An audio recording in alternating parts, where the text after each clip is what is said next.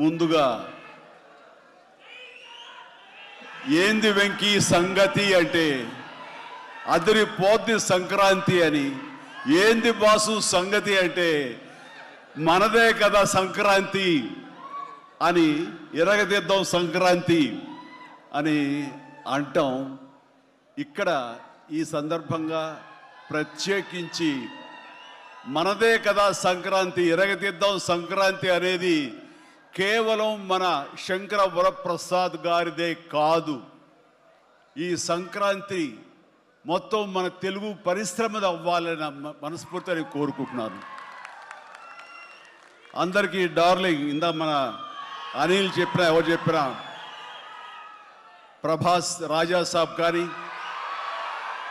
అన్నయ్య అంటూ ఆప్యాయంగా పిలిచే నా తమ్ముడు రవితేజ సినిమా కానీ, అలాగే మా ఇంట్లో సరదాగా తిరుగుతూ చిన్నప్పటి నుంచి పెరిగినటువంటి శర్వానంద్, నారే నారే నడుమ మురారి కానీ, నాకు గురువుగా నన్ను భావిస్తూ నా శిష్యుడిగా ఉన్న నవీన్ పోలిశెట్టి, వీళ్ళందరి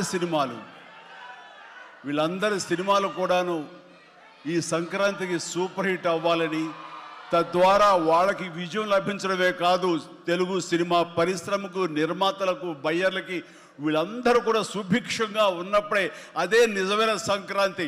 ఆ సంక్రాంతి కావాలనే కోరుకుంటున్నాం, జరుగుతుందని ఆశాభావన వ్యక్తం చేస్తారు. అది మీరు ఇచ్చి తీరుతారన్నటువంటి ప్రగాఢ నమ్మకం అయితే నాకు ఉన్నది. ఈ 2026 సంక్రాంతి తెలుగు పరిశ్రమ మర్చిపోకూడదు.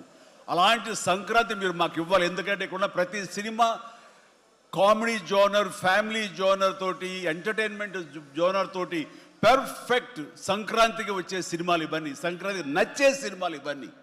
కాబట్టి ఈ సంక్రాంతి అన్ని సినిమాలు బాగా ఆడతాయి అనుకుంటున్నాను. ఆడేలా చేసే బాధ్యత మీది. దయచేసి అన్న సినిమాల్ని థియేటర్కి వెళ్ళే చూడండి, థియేటర్లోనే ఆస్వాదించండి, అలాగే మీరు ఆశీర్వదించండి కూడా.